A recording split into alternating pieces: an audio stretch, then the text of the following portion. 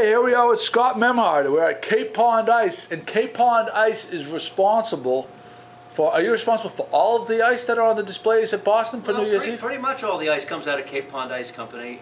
There is a block ice company down in Rhode Island that makes some ice, but we try and keep it made in Massachusetts for that, for first night in Boston. And you've had sculptors working on special displays that are done sort of in pieces and then transported to the weather is so unreliable for New Year's Eve in Boston for first night. So we have one sculptor named Sean Fitzpatrick who's working on a couple of athletic-themed ice sculptures. And he does them in pieces over here. Starts with the basic building block, which is a 300-pound ice cube, and he's carving it up. And so he's one. And there's another guy up in Lawrence named Donald Chappelle, and another guy down in Rockland named Steve Rose, Ice Effects, and they're all contracted by First Night to do various projects at the Frog Pond or at Copley Place or Boston Common or whatever. Wow. Okay. So they're not doing this out. They're getting paid to do this. Oh no, they've worked it out so they get good money for it. Yeah.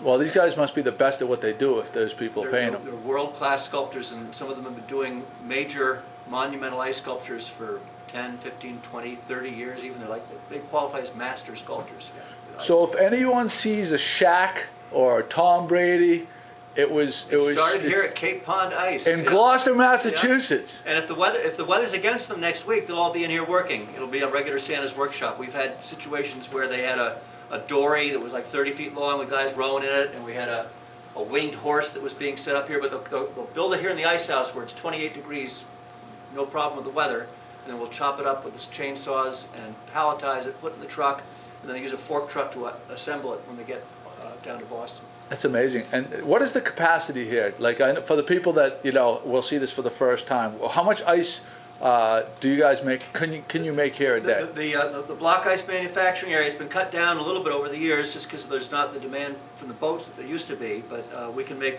1,800 of these 300-pound ice blocks in the tank at any one time, and it's a 48-hour freezing cycle. It actually takes longer to make the really super clear sculpture blocks that you see like this.